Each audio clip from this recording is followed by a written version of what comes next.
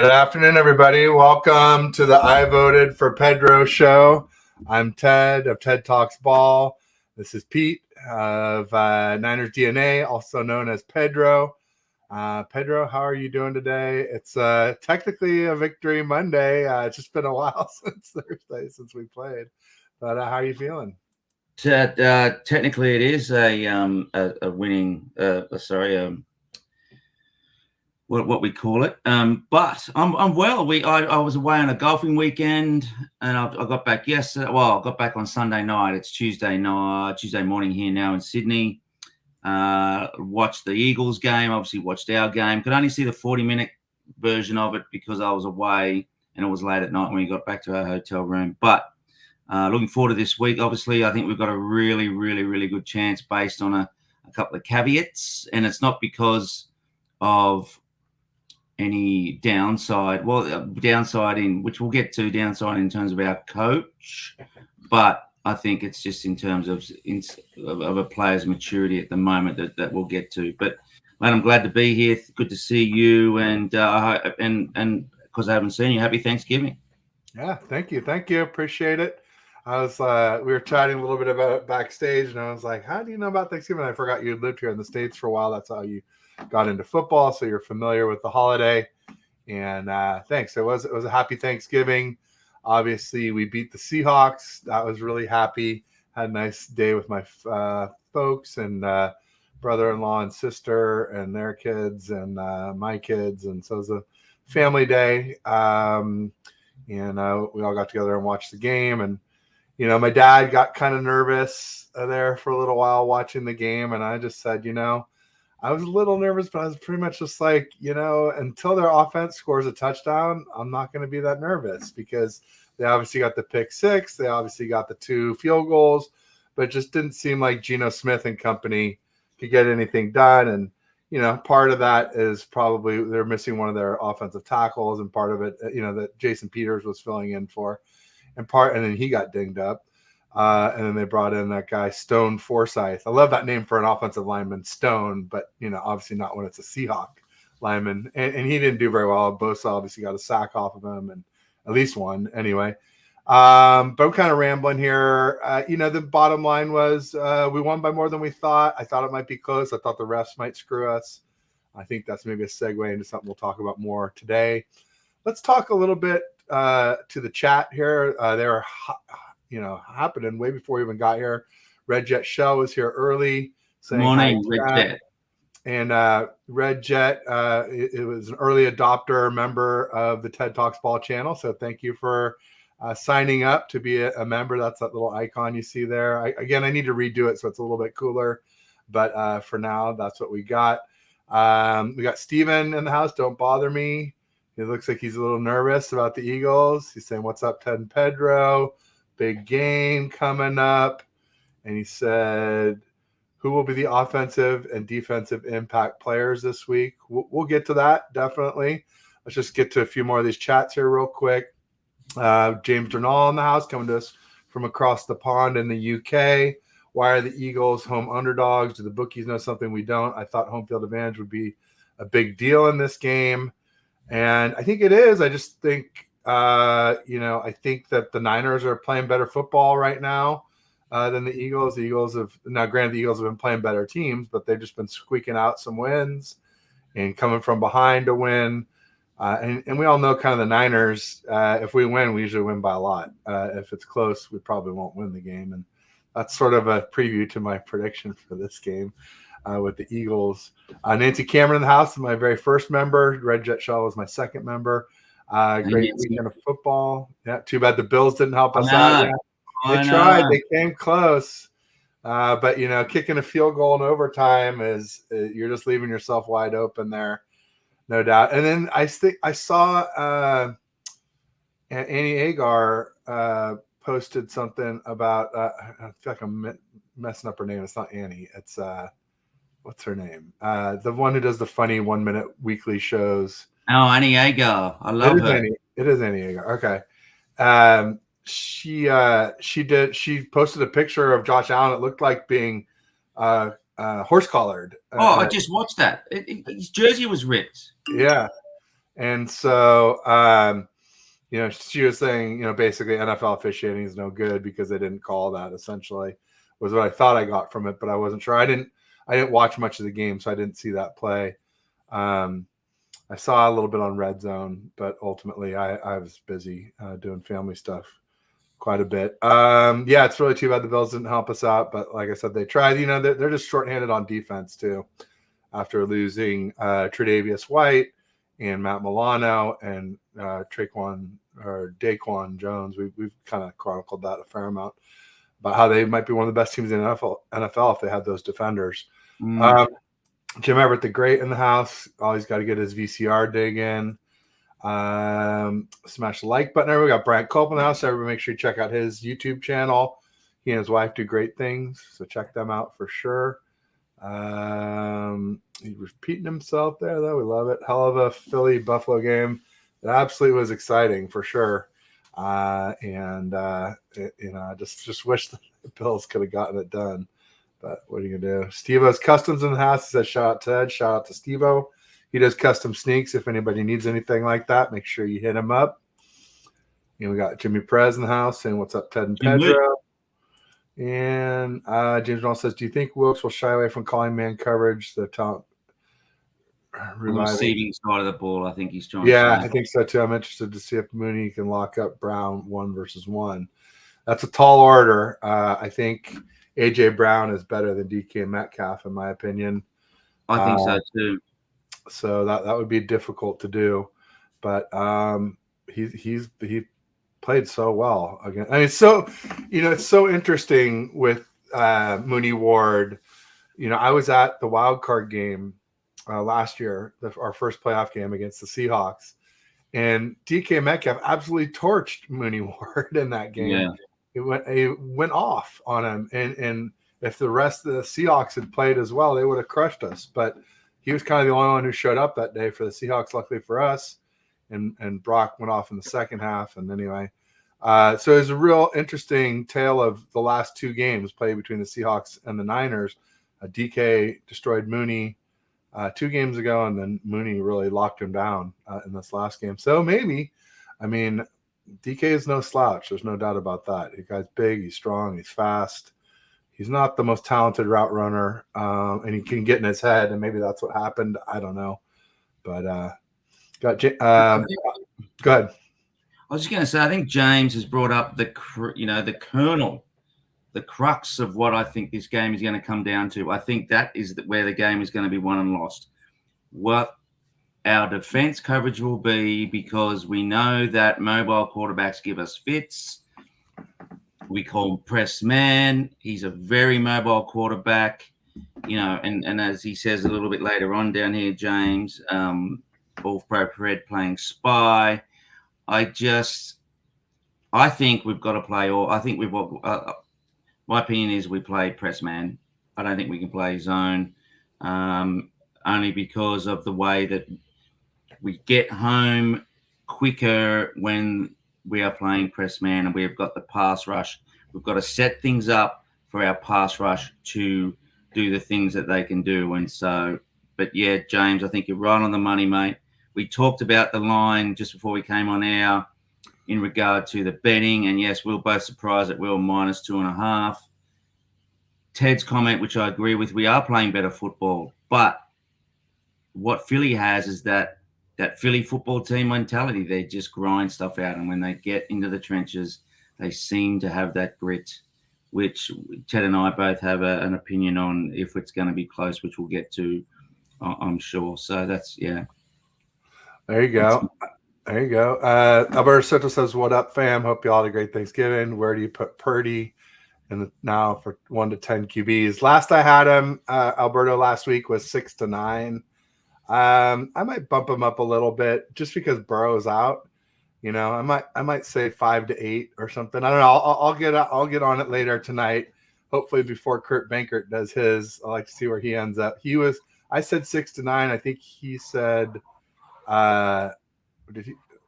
maybe it was last week when I said 8 to 12 and he said 7. I don't know if I saw one after I said 6 to 9. I think he said lower too. I think he said maybe 4. But anyway, I'll get on that tonight, Alberto, before once the Monday night game's over. That's when, once all the games are over, that's when I usually do that.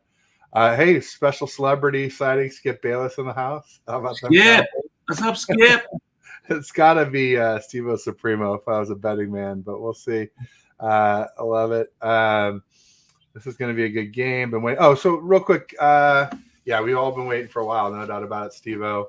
A lot of talk going on. So just to touch on your points, Pedro, you know, as far as press man coverage, two things I would say about that. One is the only thing about man, if everybody's playing man, is everybody has their back to the quarterback once people are out in the pattern. And then that gives Jalen Hurts a real chance to run. Unless somehow you could play press man and still have a spy too. I don't know. Maybe if you could do that, then maybe it might. Then I might be more in favor of it. I mean, I definitely want us pressed up, whether it's zone or man. I don't want this, you know, practically prevent defense that got us into so much trouble so much this year. So definitely pressed up, but maybe half man, half zone. I don't know. I don't know how you do it, but somehow you got to have a spy for Jalen Hurts. Absolutely, in my mind. Well, that's what James said. He said having Fred Warner as spy. Oh, okay, there you go. There you go. Yeah. So yeah, that's what he says. So yeah, I don't know how you look. Yeah, I'm no defensive genius, but that seems to be the right way to go. Yeah, and Red Jet has a good point here. We'll get to that in a minute. The other thing I was going to say about the Eagles-Niners game is, you know, there's some pretty important personnel situations. Yeah. If Lane Johnson, their right tackle, can't go, that would be huge. Also, if Dallas Goedert isn't back yet, it sounds like they both might play. They both might not play. Those are two huge. And if they don't have Goddard and Lane Johnson, I'd say that gives us a real big advantage. And just as far as, I don't know if we ever really answered James Darnall when he asked why we're favored. I just think the 49ers are playing better football. I kind of mentioned it, I guess. Yeah, they are. They're playing better football. When we're 100%, you know, when all the Avengers are there, if we're going to use the Nick Wright stuff or whoever's been saying that well, it's not really nonsense. I've kind of been saying similar things myself about our weapons. When all the Avengers are healthy and Brock Purdy's clicking, it's tough to defend us. Gammon Brown's in the house. He said, would I be able to hop on?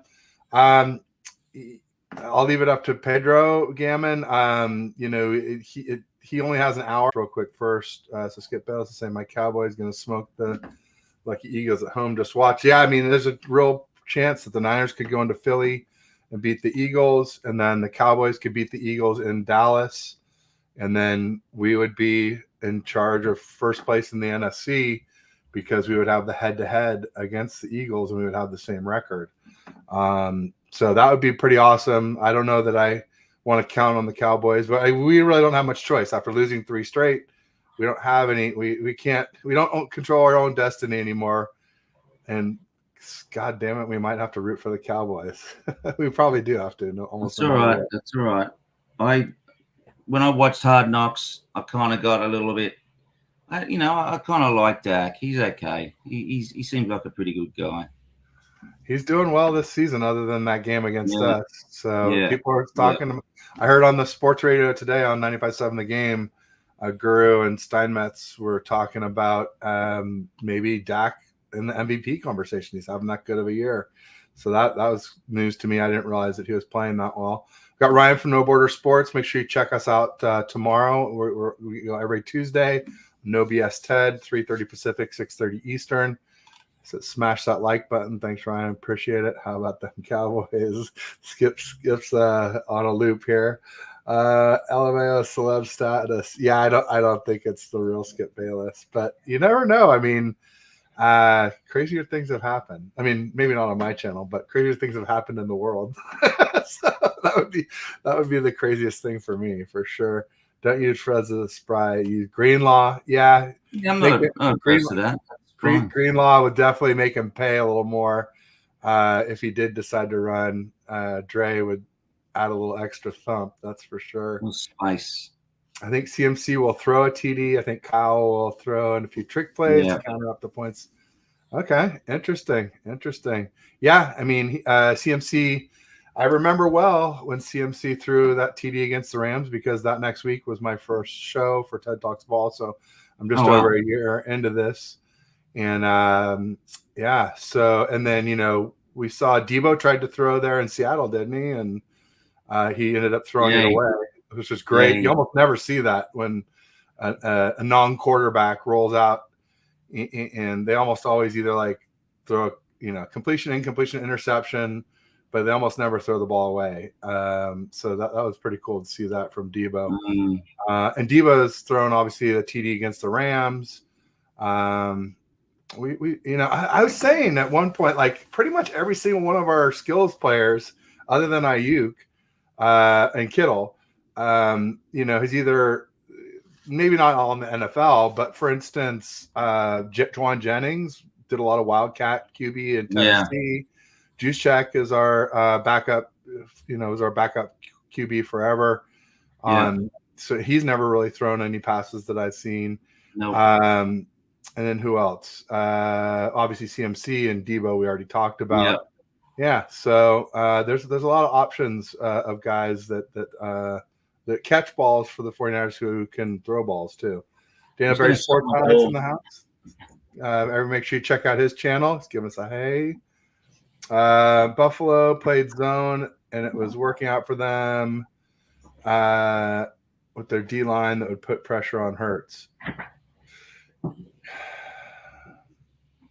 And with our D line, that would put pressure. Yeah, definitely. Our D line is better than Buffalo's. And even though they got Von Miller back, I still think our D line is a little bit better. So yeah, I think that should be helpful for us. This is the other big variable that we need to be very mindful of. What's weather? That? Weather. Yeah, I saw 30% like it was yesterday. I already started checking it, and it said 30% chance for rain, so that's a little bit of a concern. Wrong account. So and back east weather can change on a dime, so it could get a lot better or worse by then. So we'll see what happens. I'm just gonna send Gammon that link. There we go. All right, you've got it, Gammon, in your DMs. Let's see here, and then James was saying Fred is an interception machine. Greenlaw is a thumper. I can see Hurts shy away from running if Dre is spy on him, but I think Fred would be more effective. All right, there you go. You need Fred to play zone for spy for passes, Dre to lurk for a lion when Hurts runs. I can see either. Whether as of now, so say 30% chance. That's what I saw earlier today. So I guess it hasn't changed. And it probably changed day to day. We'll see. We'll keep an eye on that.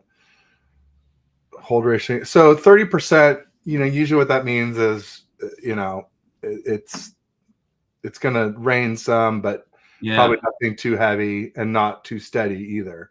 When you start getting up into 70, 80, 90%, 100%, that's where it's like it's pouring ass rain and there's no breaks and it's just like, or very few breaks. And it's just more like a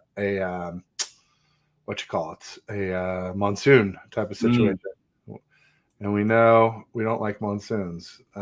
Chase will have 3 sacks. Wow, that's aggressive. He did have some sacks against them earlier this season. I think he's had 1 or 2 against them. Maybe it was a couple against the Commander. No, he was on the Commanders. I know he had a sack or 2 against the Eagles, though, earlier this season for the Commanders. Got Mitch Koski in the house. Fly Eagles Fly. We had a little got our wires crossed today. I thought we were going to go live today at noon, but it's tomorrow, Tuesday at noon, Pacific, 3 Eastern. What's that? He's a big Eagles fan. He also runs the Hardcore Sports Network. It's one of the sort of like it's groups of YouTubers, podcasters that help promote each other and check each other's workout and stuff. So that should be fun. Mitch is excited. I also have a show this afternoon at 3:30 Pacific, 6:30 Eastern with Ryan from BSing Sports.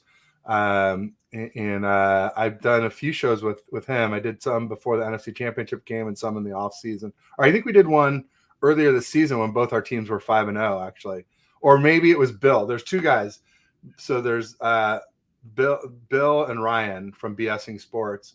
And I think Bill was on earlier this season. This afternoon it'll be Ryan. But they're both good guys. They're both knowledgeable and not too bad of Eagles homers. We'll see about Mitch. Hopefully he's fair. But hey, it could be fun to be spicy too. We'll see. Gammon coming in for a landing like that red jacket in this photo. I'm not sure I'm catching that. No. Gammon's photo. Okay, let's see. Let's take a look. Oh, that's sick for sure. Very cool red jacket. I have to get one like that for myself, I think. Did you send it to me? Yes, over Twitter. Yes, I think.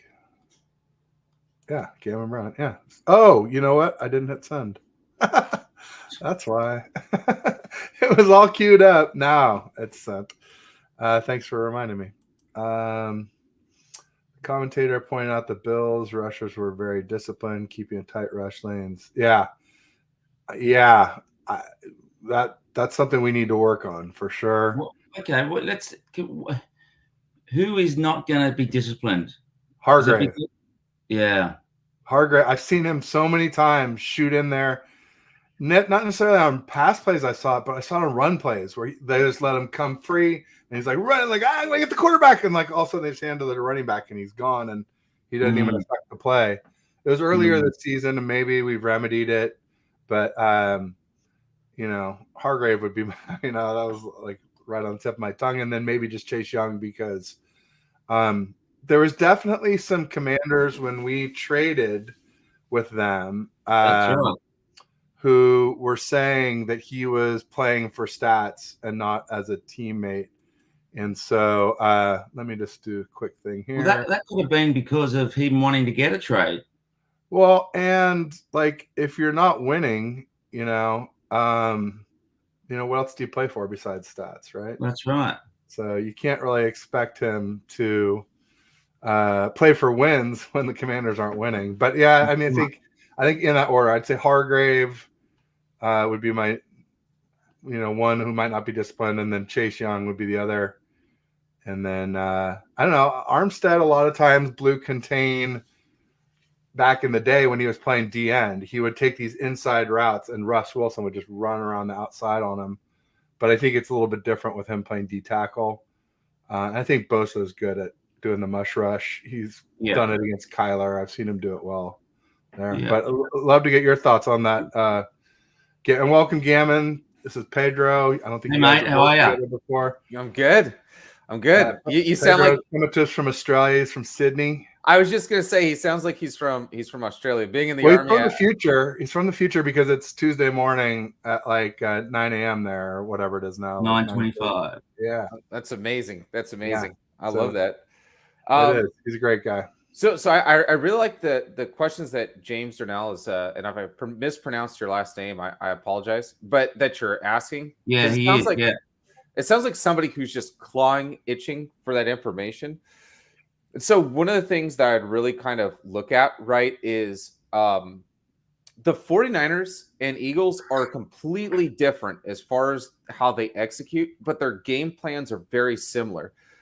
I think that this revelation that we have with Purdy in his computer processing unit, right? Just his CPU of his brain is like AI on a different level. So he's just really able to process stuff. So I'm now confident enough. I wouldn't have been able to say this 4 or 5 weeks ago, even after the drubbing of the Dallas Cowboys, to be able to say, hey, if you take away the run, you know what I mean? We're going to be able to throw the ball on you. If you take away the pass, then we're going to run it, because you only have so many assets on defense to really go like, I'm going to stop this one thing it is that you want to do.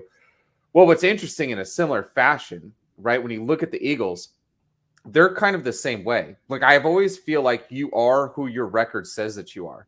So what's interesting is in the first half of the game, because we always say like, pick your poison. Well, if you stop Debo, then McCaffrey's going to kill you. If you stop McCaffrey and you sell against McCaffrey, then Debo, Ayuk, or Kittle, right? Like they're gonna kill you. You can't play two different offensive weapons on two sides all at the same time. So kind of a PYP situation. Well, with the Eagles, it's kind of interesting. They're the same way. Like sell out, stop the run, and then we're gonna try and get after you in the passing game. But and I would have said 3 to 4 weeks ago, we have to sell it to stop the run, but our weakness is in the secondary.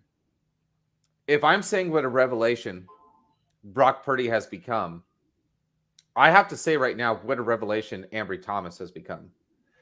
And I'm just going to go on this, and I'm going to say this, and this isn't to blow smoke up people's skirts or to help without, any Twitter arguments, or if you go on SB Nation, right? But we're a completely different team on defense than we were a couple weeks ago. Now, some will say, hey, before Chase Young, the first 5 games, we only had 5 sacks. In the last 3 games since we've had Chase Young, we've had 15 sacks. I do think there's some math computation there. But I think what you have is, instead of having a linebacker-centric defense, you're now having this defensive back coach in Wilkes who is he's building up these guys' confidence in a similar manner to what you kind of saw Jim Harbaugh do with Alex Smith. Alex Smith was an absolute husk, a shell of himself, and you just watch him just kind of bring him aboard, build him up. So I'm actually of the thought process of, I think that you really need to play like a 5-2 kind of front, right? Get your Kinlaw, your Hargrave, your Armstead, and then get your Young and your Bosa out there. And then I think then you just have to believe in that zone that you're going to be able to do whatever you need to do with Warner and Greenlaw. Greenlaw to play the run. Hey, if they come out there with 3 trips wide, you move Fred Warner over to the that slot corner. How do you feel we'd fare with our 5-man front? Situationally, look, if it's 3rd and 3, okay, maybe. But we're talking about, this is a team that kind of wants to go with that 3 shell kind of high, right? Some of that Tampa 2.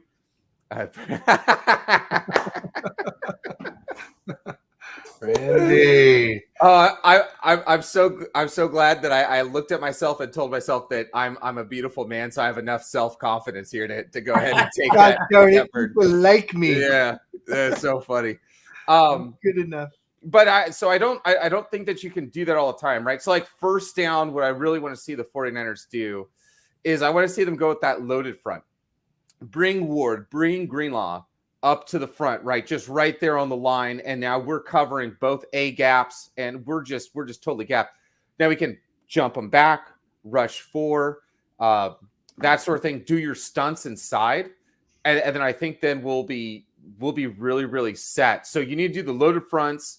This is the best offensive line of football. So make this offense over communicate, right? Like that's the worst. They just want to be able to run up, call their play. That's it. They're in home. So there's no crowd noise. So what you have to do is you have to build that internal team noise right there. Right. And so now you got to make these guys so much more communication. Hurts needs to start pointing stuff out. And then we have to remember, Hurts is hobbling. So if there's a time to get this team, it's now. So what we really need to do is just solidify, make those gaps. And guess what? If we do the loaded front and then they end up handing off the ball, our guy's already there to meet them at the juncture.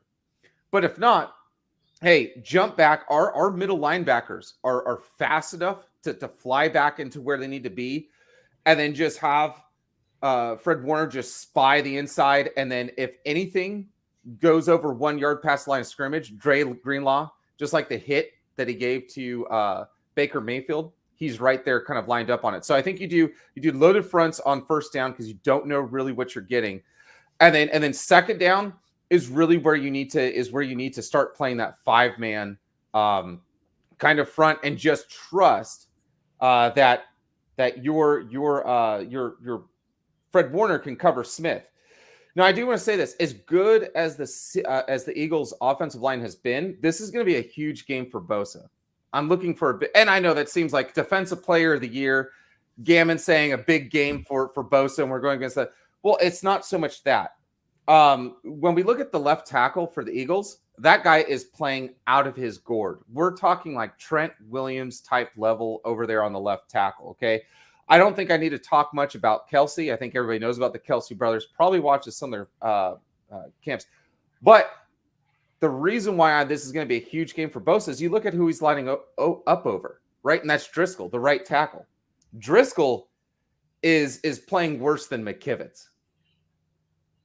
I'm going to say that one more time. And I don't see, I like to bring up things that I don't see a lot of other people who cover the 49ers, right? From your Grant Cones. Do we know Lane Johnson isn't playing though? I thought he questionable.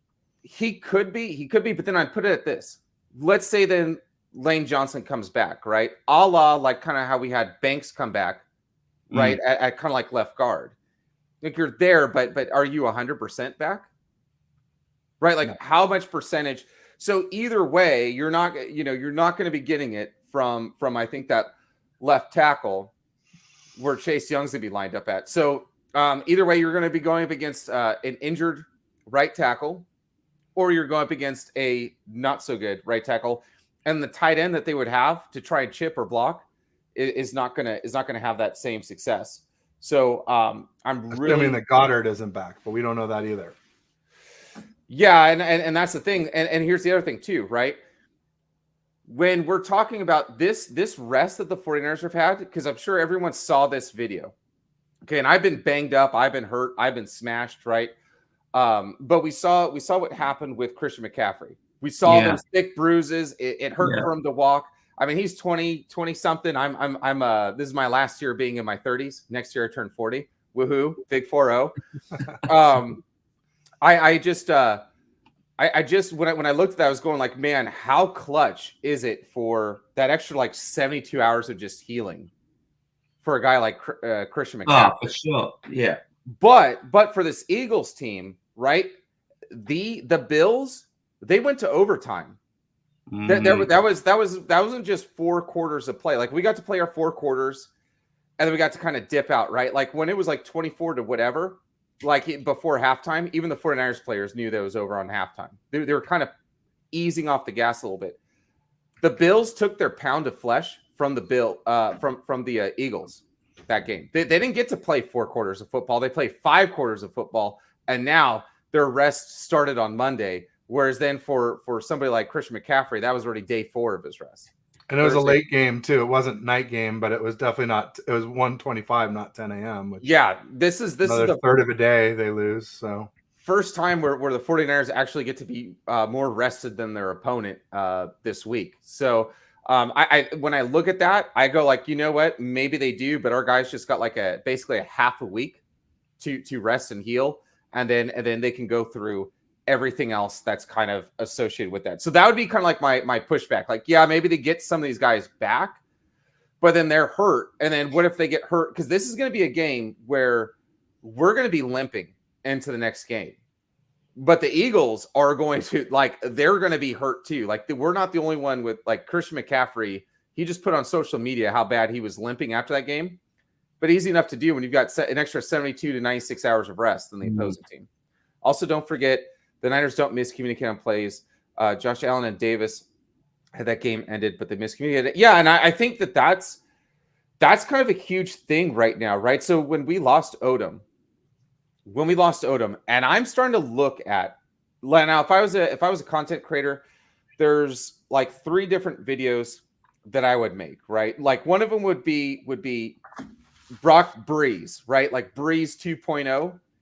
You know, like imagine if Drew Brees, we went into like a multiverse. We plucked him from the Saints there. And then we said, hey, instead of the Air Coryell system, we're going to be in a run first system. Like, holy hell, if that isn't like what we're seeing right now. But we would have to pluck him from the Chargers when he was still there. Another one would be, if it is bad weather game, who does it favor more, Philly or... Okay, so the 49ers. If it favors the 49ers. So a lot of people are saying...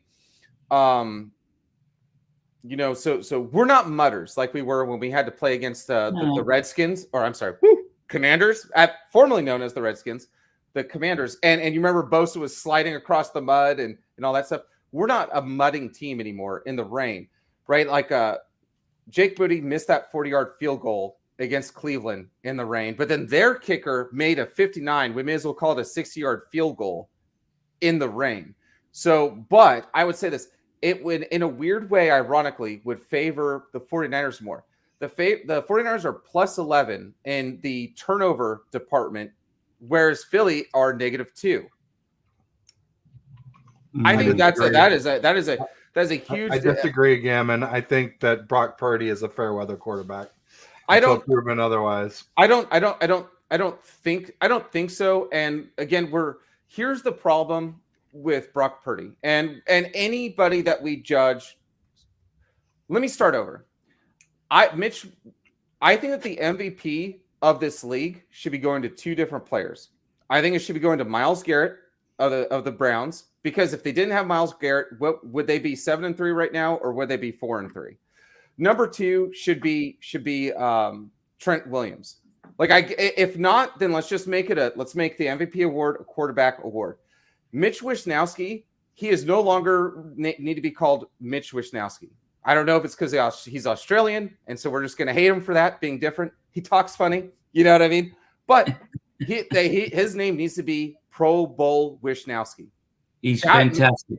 Unbelievable. He has a different golf club in his bag when he's kicking. It's like, because he knows, he's so used to playing rugby. He knows you can't just kick it any sort of way. These guys are going to, some guy from American Samoa is going to catch that. And you don't want, you need to make it difficult, right?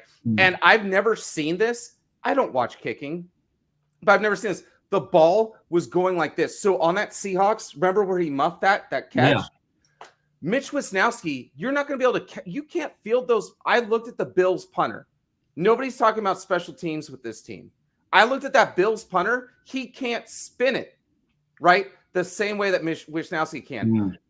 There's certain rappers who couldn't spin it like Jay-Z. I'm telling you, Mitch Wishnowsky can spin it like a record when it comes down to kicking those punts, and he can tackle too. It wasn't a quinkadink, like he just had a bad game where he couldn't catch that ball. That was all Mitch Wishnowsky. The other thing, too, is I'm seeing a different attitude with Jake Moody. Jake Moody looks effing determined now when he's kicking the ball. Before, he looked scared. Before, he looked like a freshman at high school, right? And now he's starting to look like he's now a sophomore, but he's on the varsity team.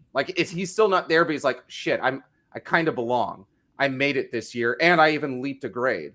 So I can't remember the first question, but I think, yes, there are certain things and certain advantages that we have in the rain. And also, too, at the beginning of the season, and I asked some content creators, I was like, so when we have Brock Purdy, we have Sam Darnold, and then we have Trey Lance. Who had the biggest hands? Who had the smallest hands? Brock did. Who had the smallest hands on the team? Well, they're about the same, 9 1/4. Trey Lance. Trey Lance had the smallest hands. So, I think that's kind of like a big thing that kind of gets overlooked, and I don't think it's a coincidence with the way that you're seeing that the ball coming out of Brock Purdy's hands with it's spiraling and everything like that. And I'll say this: maybe if you say, hey, on long distance throws, the ball's going to be heavier, and then but we're not asking him to throw it 50 plus times a game. What's really going to be the thing is that Brock Purdy, he's got to get it out in 2.5 seconds. Once that back foot hits, he's got to let it rip, or he's got to throw it away. We don't have the time.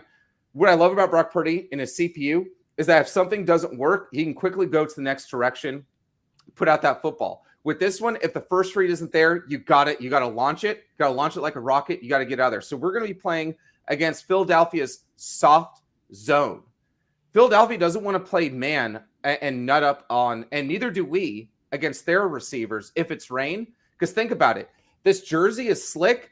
If I smack your hands and now you're off balance and I'm now in my go or my post or my corner route, do you want to see Deebo Samuel with 10 feet or 10 yards around him with the ball in his hand? Now you got to decide to try and make a tackle against someone's jersey who's soaking wet. So I do think that we have some advantage. I think it helps out Yak a tremendous amount. But it's gonna be a game. It's gonna be a game. We're not mutters yet, but I think that though that these guys are all in their developmental stage. We saw Christian McCaffrey after he fumbled the ball in the rain. He was like, well, let me put on some gloves. Well, that's a novel idea, right? And then you saw Jake Moody. He slipped when he went to go kick the field goal. Maybe I should have some bigger spikes on my cleats. There we go. Brock Purdy has bigger hands. He's not concussed. I think we could, this could work. Philadelphia's dogs. Yeah. Philadelphia's dogs. They need to expose it once and for all. How many times can you play with fire without getting burned? So again, right. And I'm not going to call them lucky, but if you guys kind of remember a couple years past when the Seattle Seahawks still had Russell Wilson, and we're talking maybe 2021, 2020, that kind of thing, 2020. But they just kept on winning these games with like last second drives, right? And eventually it's one of those things where like it's going to catch up to you. You can't keep winning all these close games like all the time. It was amazing. We didn't expect that Russell Wilson led offense and defense to make it in the playoffs. But it came to a point when we were getting ready to play against them in the playoffs. And I was like, Russell Wilson, your offense, you're not going to be able to, you can't just silly your way out of all these close games all the time. They've had about 4 games where things broke right, and it wasn't because of what the Eagles did. It was because of what the other teams didn't do. So I think that's a huge thing. Our communication is tight. Our execution is back to where it needs to be. If we don't execute, if we don't go up by 2 scores, say by 17 points at halftime, I think we're in a lot of trouble. You know that, and I'm not saying that this is because of Brock Purdy's.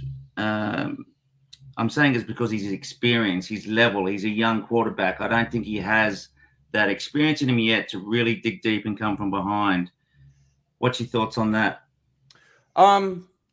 So I don't think that that's a fair narrative to put on him.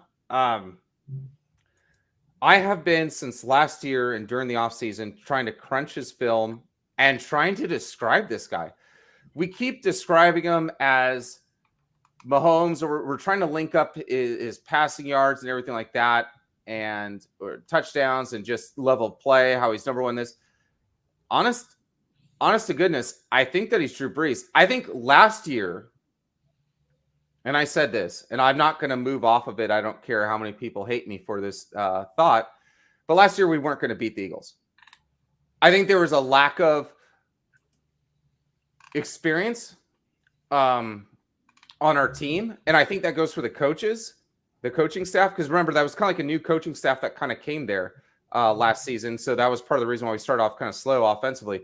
But I think they kind of overestimated some things that we could do on offense in terms of pass blocking. And we underestimated how well the Eagles could really get after us and disrupt our timing. This is a timing and rhythm offense. What I'm seeing from Brock Purdy this year, and since he has built up a lot more, as Red Jet Cell said, communication, and also too, what do you call it? Just knowing where Brandon Ayuk's going to be, knowing where George Kittle's going to be, like being able to look at McCaffrey, swing him back to the slot, and then call a hot route. These guys are on they're on a much better page. It's going to be even better next year if we can keep this group together.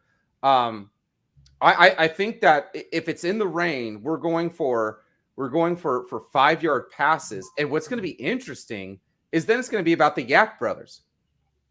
All of these guys, like who wants to try and tackle Christian McCaffrey in the rain? That just sounds tough.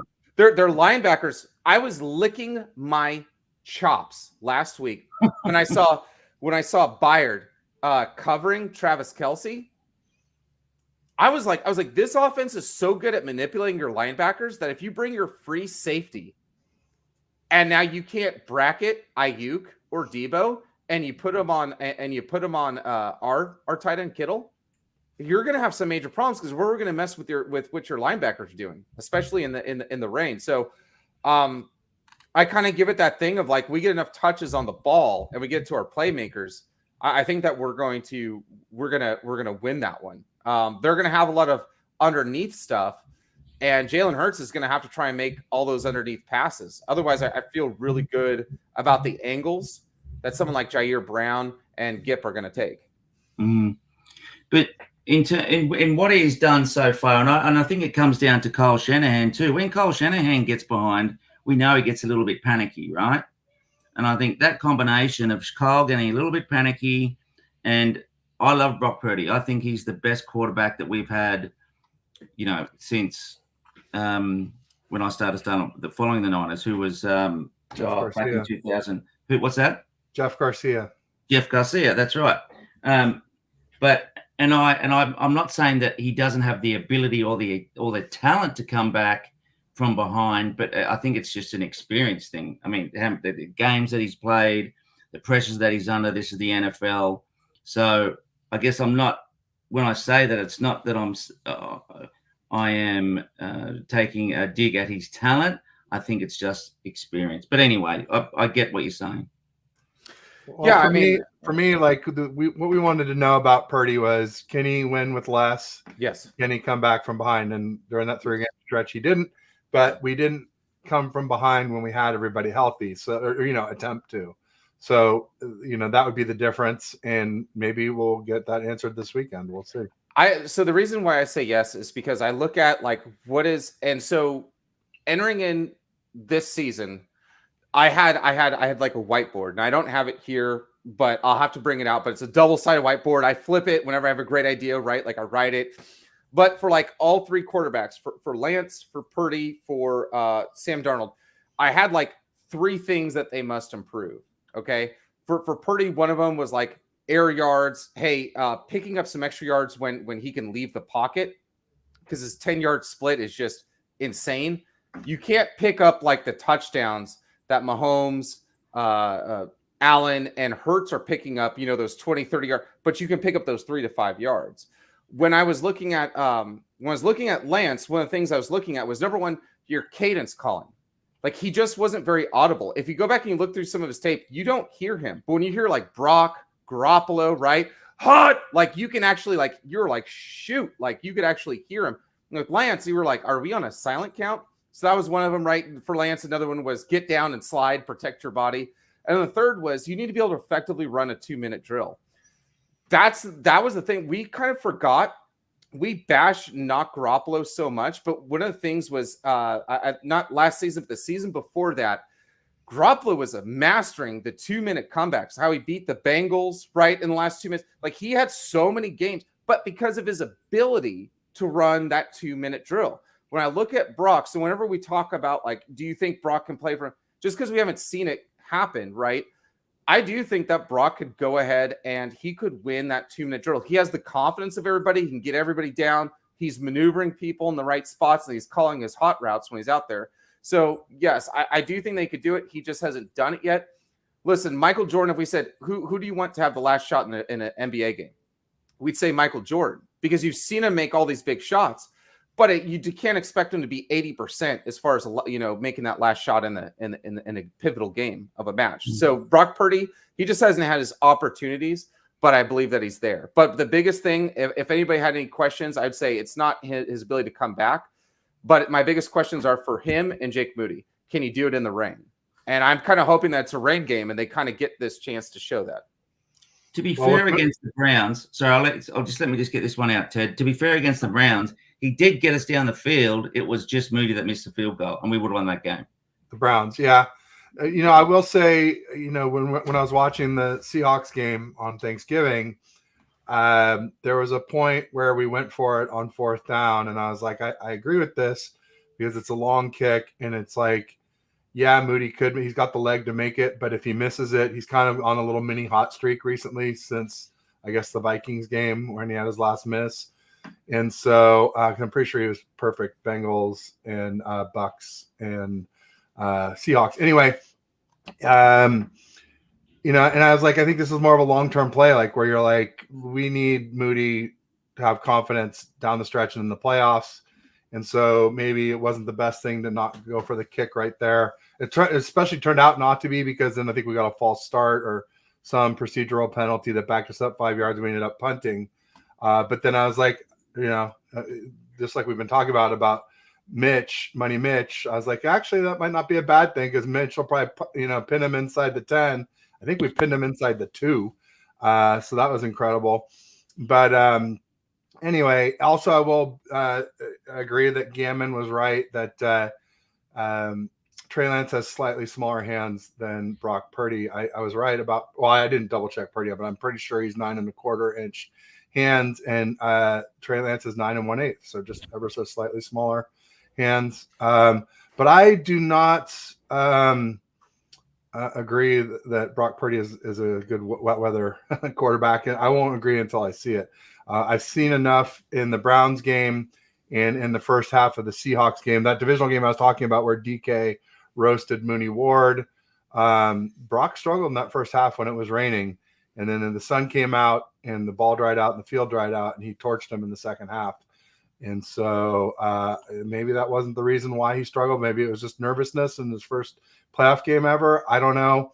But I will have my doubts about Brock and wet weather until he really shows up. Also, coming back from larger deficits. He did it against the Raiders, but come on, the Raiders defense is like last in the league, at the end of last season. That was New Year's Day of 2023 when he did that.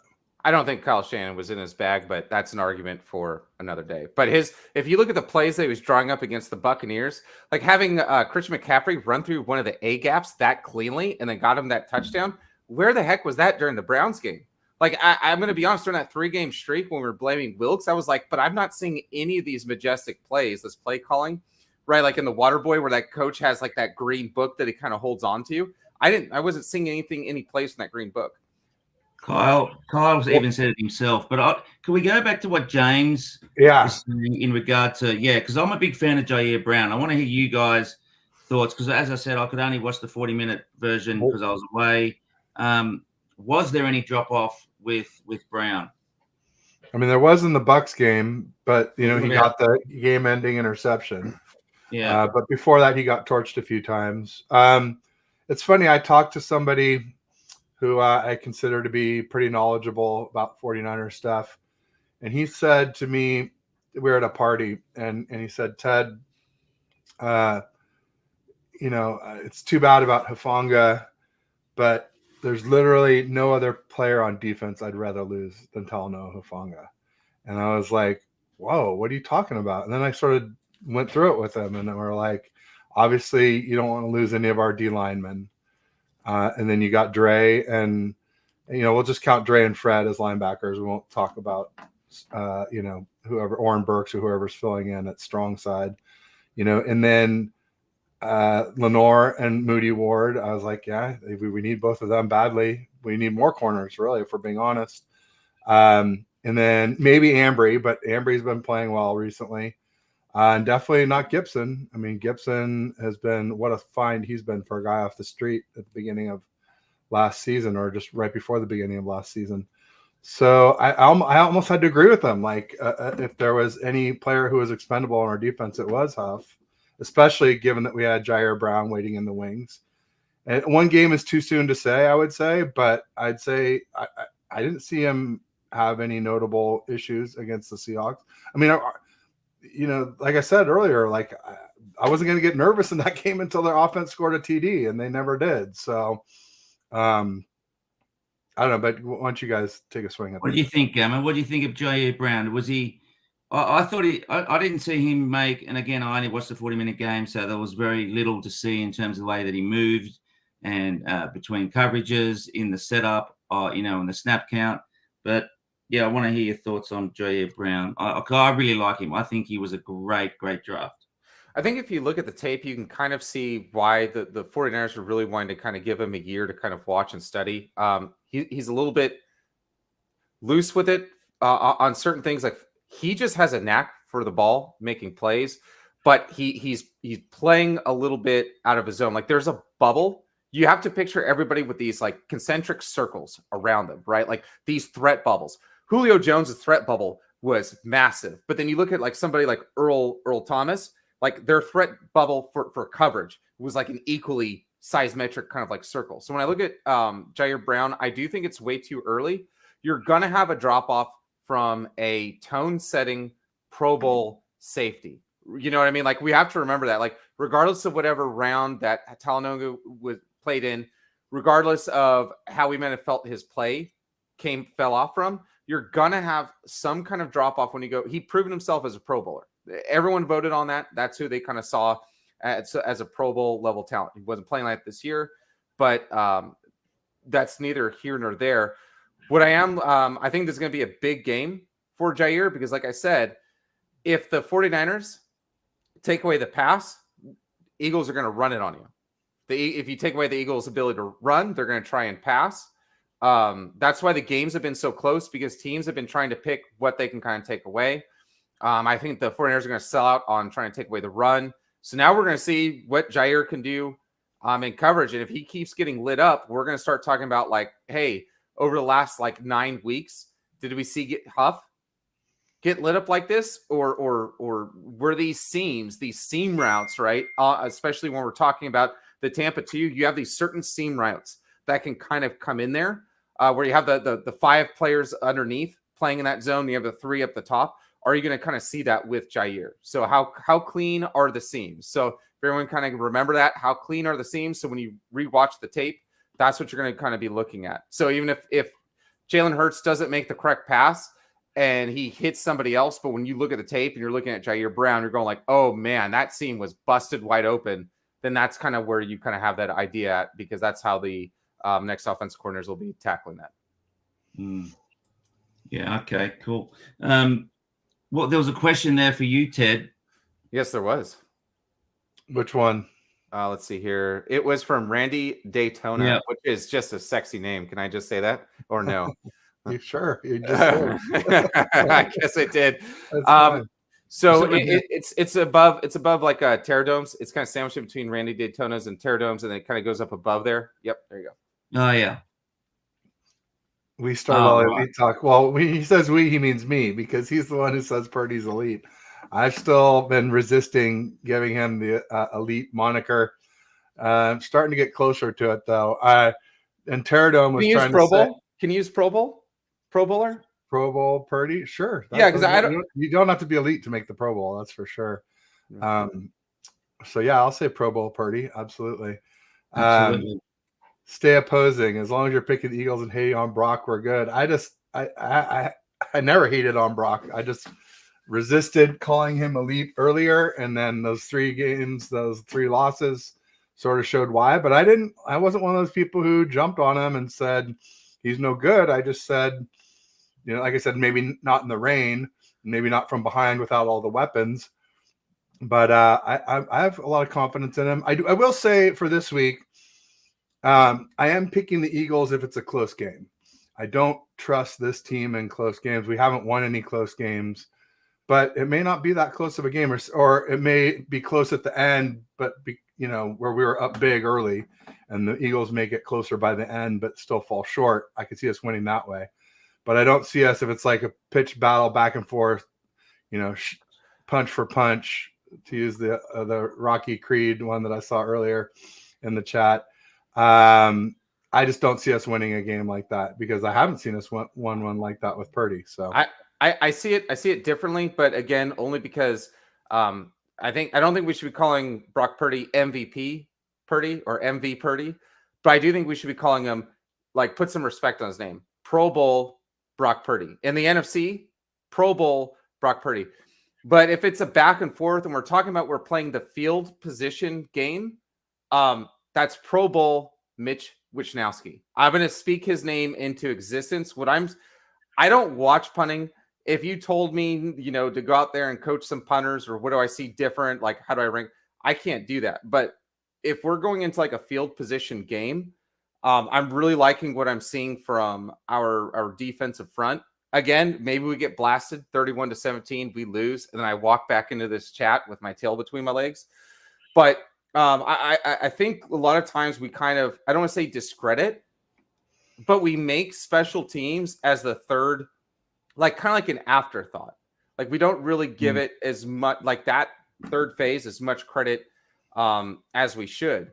When we were playing against the Green Bay Packers, one of the reasons why we were thinking we were going to beat them in the playoffs with Jimmy Garoppolo playing there in the snow was because the Packers had the worst special teams unit in the league. And then it became like a special teams play. Ted, I've got a question for you. Yeah. If let's say so, Brock Purdy, he only does well because of the Avengers around him. If that's right, like that's the Nick Wright, right? Shannon Sharp. Yeah. Here's the thing: if Jair Brown has a good game, should we just say it's only because of all the Avengers he has around him? Sure. Isn't that kind of like disrespectful, kind of discrediting, kind of how they prepare, how they wake up, how they get ready? Because I mean, that's a full plate on your hands. Because here's the thing: you got the highest paid defender in the freaking NFL on your D line. The highest paid linebacker is your linebacker, or well, maybe a fraction lower than Shaq Leonard now. Devil's advocate, right? You got Hargrave. Now we got Chase Young. Right. My son is very highly paid. My son is 10 years Mooney old. Ward is very highly paid. My son is 10 years old. Okay. I give him a Lamborghini Diablo way faster than my Chevy Malibu, right?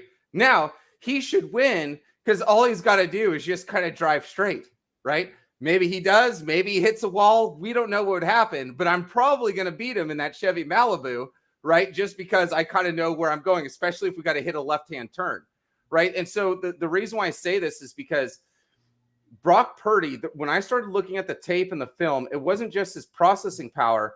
Okay, I saw throws that Josh Allen made that I just didn't think that Brock Purdy could make. I remember this throw against the Eagles that Colin Kaepernick made. He jumped up in the air. He just hurled it like a javelin from Zeus's, arms, just straight over Earl Thomas, in between Cam Chancellor.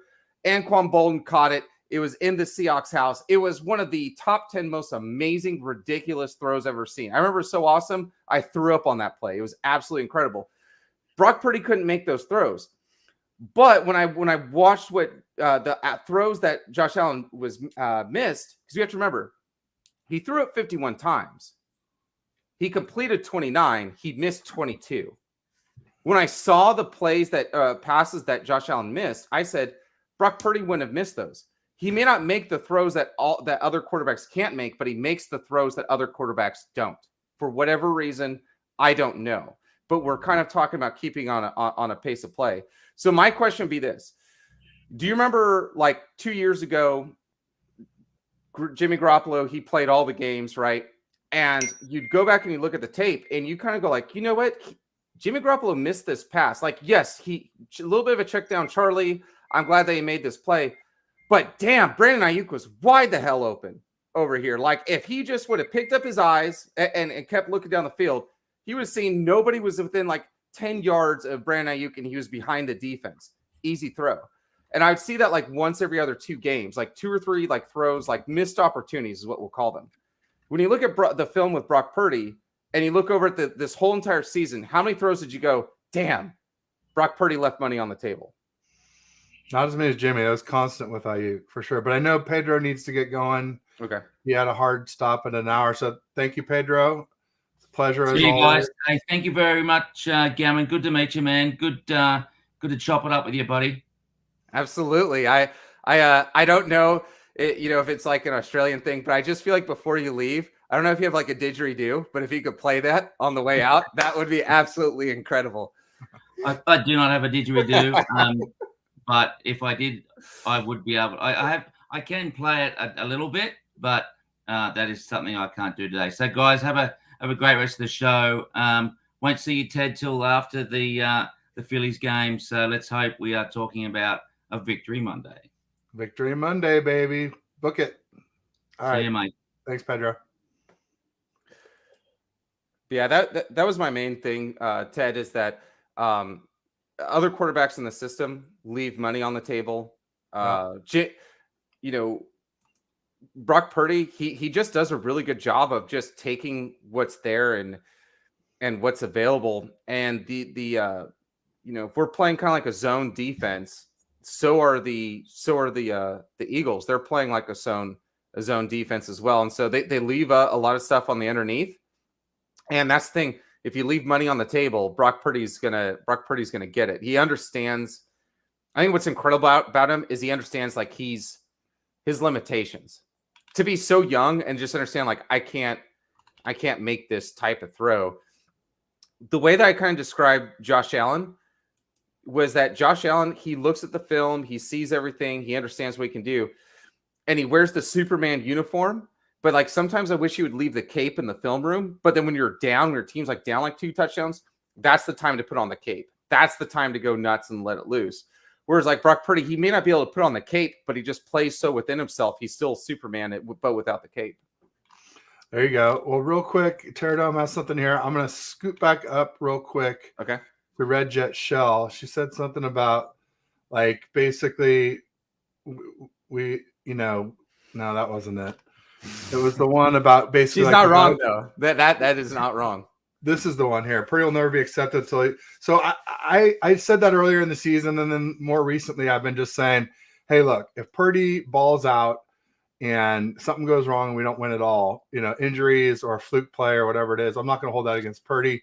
Yeah. So I said basically he needs to win it all or win with less. And when we had less, we didn't win. So he had a chance to do that already this season. I hope if he gets another chance, he'll do a little bit better with it. But hey, that's fine.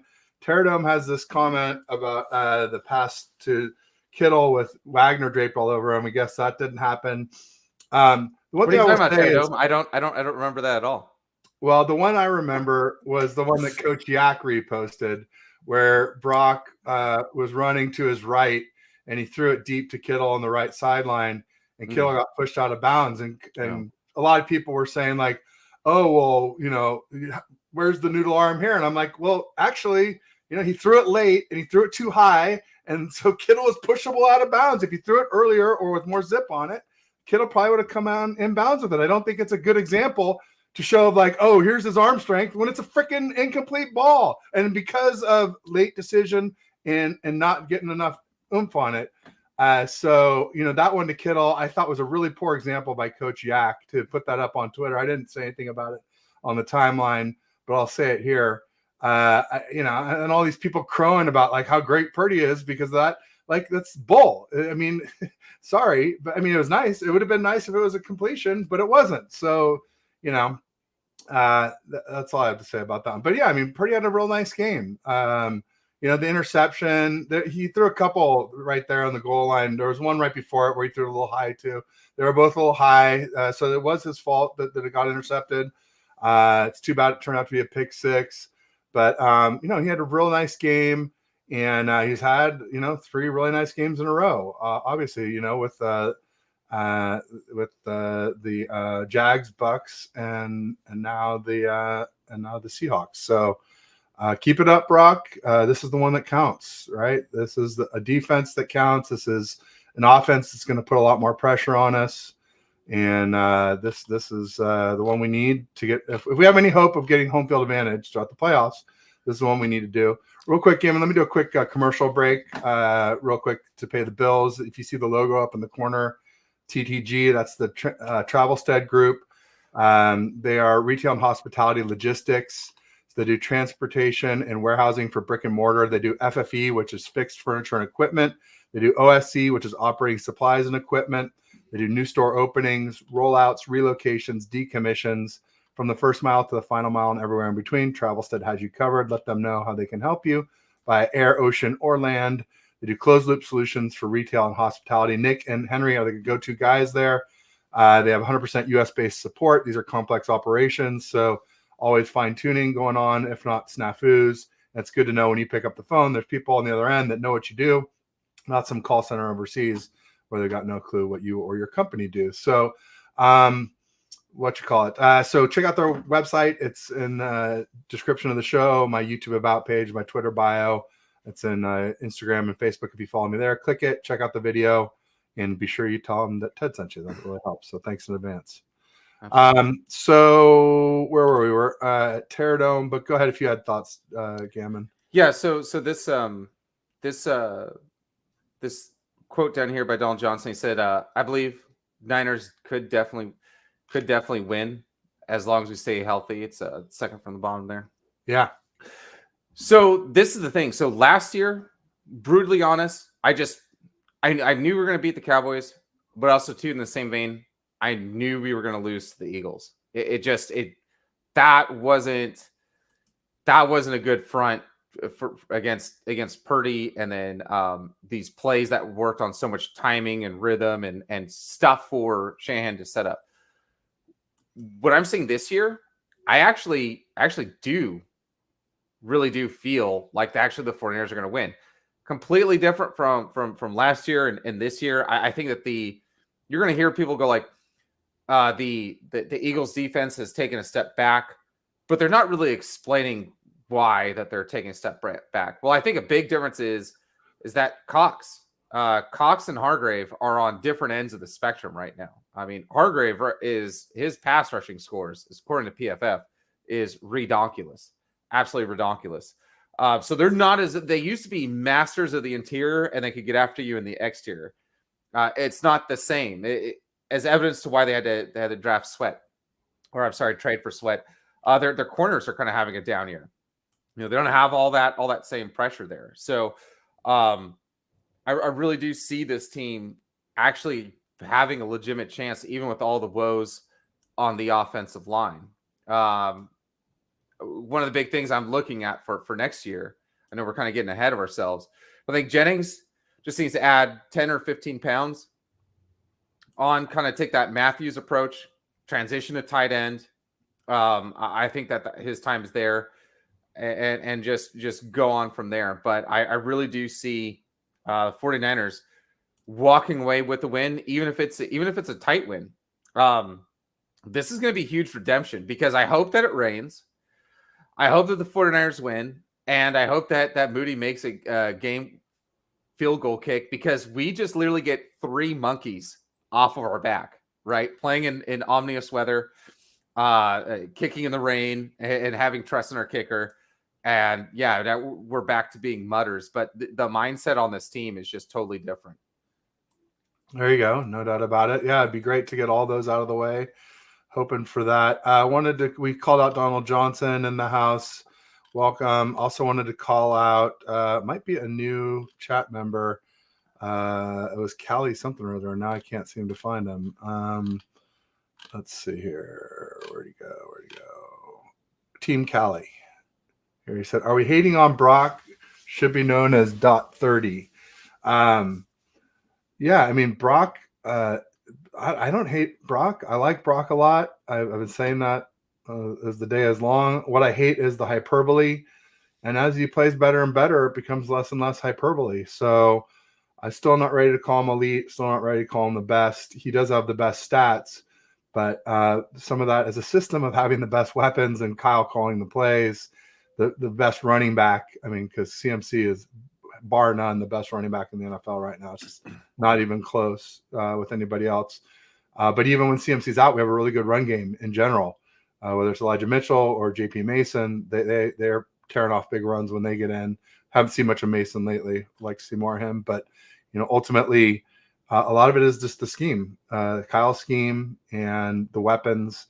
And Purdy has done the best job of anybody that we've seen run it. Maybe even better than Matt Ryan in his MVP season. But that sort of remains to be seen. But he's doing a great job, and I'm happy with him. And hopefully it's not the kiss of death, like Pterodome said. That's what they said during the 3-game losing streak. But I never jumped off the Purdy train. I stayed on. I said it took me a long time to get here. I'm not going to just jump off right away either. I'm glad I stuck around, because he's been turning it around ever since. So we'll see. Right. I mean, if we're going to make a cake, right, you have your eggs, your milk, your batter, cooking temperature, all those things that in the craftsmanship, that's all it goes into making a great cake. Look, you can't make a good offense without missing one of its ingredients. You got to have a great pass catcher, Jerry Rice. You got to have a great quarterback, Joe Montana. You got to have a great scheme, Bill Walsh. Because if you don't, then you've got when it's not working, well, then that's where how many offensive coordinators have been fired so far this season, Ted? Like, I don't know the exact count, but the season's not even over, even to that part of like Black Monday, right? Like, we're not even at that point yet, and offensive coordinators are out. So if Kyle Shanahan wasn't doing a good job, he wouldn't have gotten that extension. So we can't. It's hard to bake a cake without all the necessary ingredients. But I'm not going to fault Patrick Mahomes for taking advantage of Tyreek Hill, and I'm not going to blame Purdy for actually utilizing George Kittle. Like I didn't see too much from Garoppolo. I wasn't a big Garoppolo stan. There's a lot of Garoppolo stans. I just wasn't one of them. And then we're kind of seeing that here. I mean, now Garoppolo's he's hit the bricks, right? And then you're seeing Purdy kind of doing his thing. We all get opportunities in life. Brock just stood up and took it. So bless him and Godspeed. Maybe this is his year, right? And so that's one of the things I would encourage everybody to try and do this. Okay, it's a working exercise. If you're on your computer, you can go ahead and do this while I talk.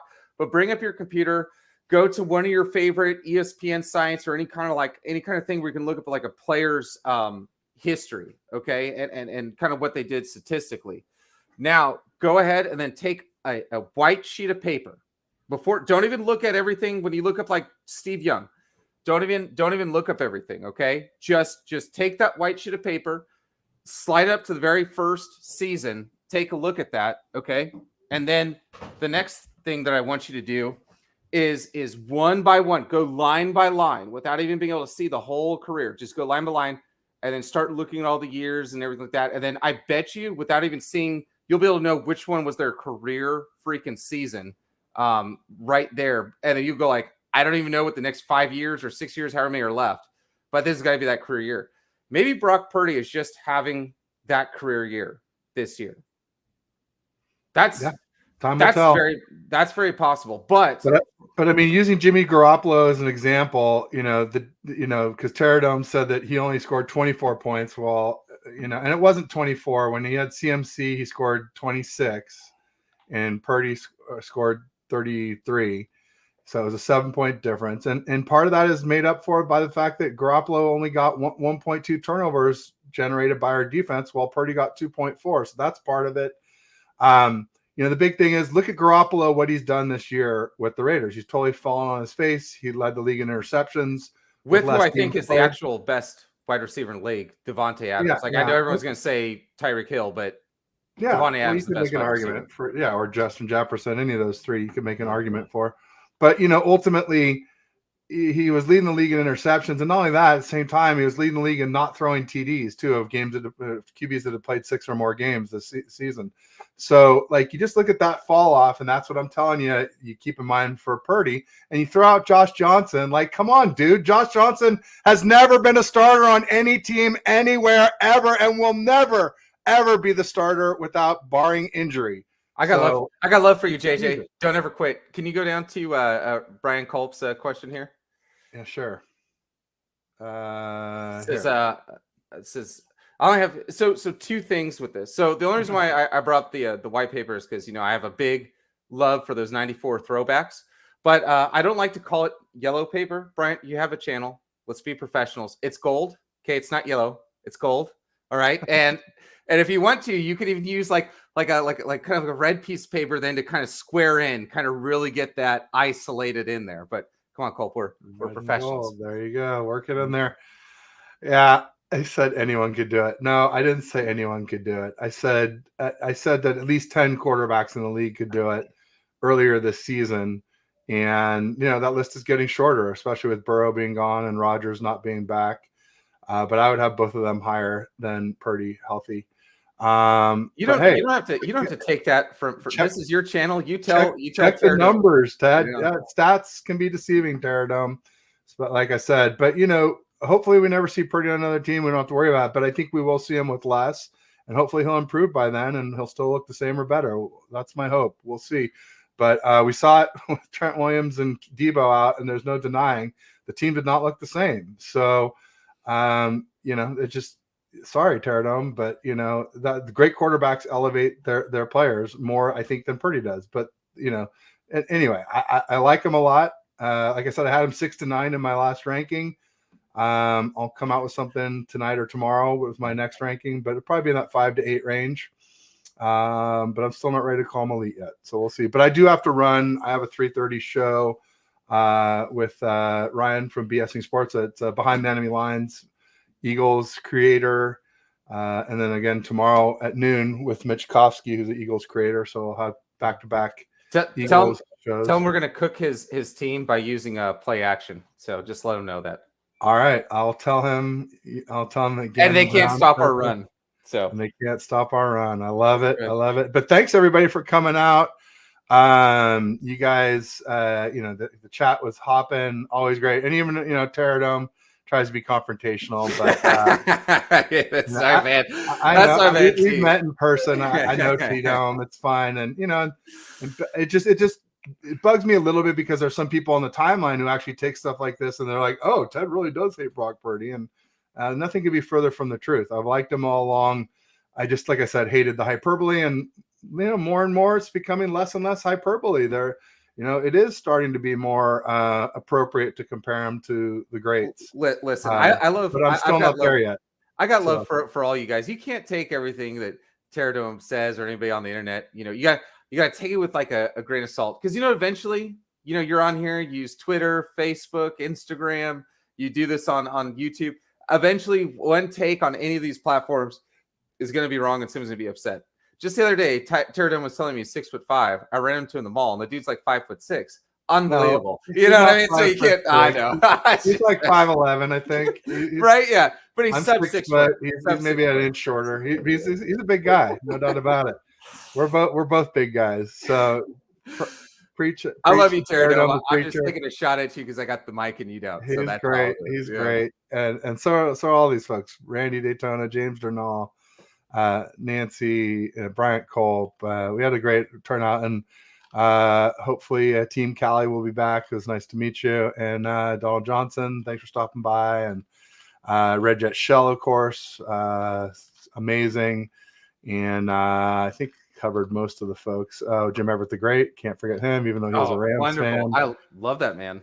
He has some good stuff. And I guess Skip Bayless stopped by, right? Alberto Soto, Nancy, and Daniel Berry, Sports Highlights, and Jimmy Perez. So I think that covers pretty much everybody. Oh, and Steven, don't bother me. So thanks everybody who stopped by.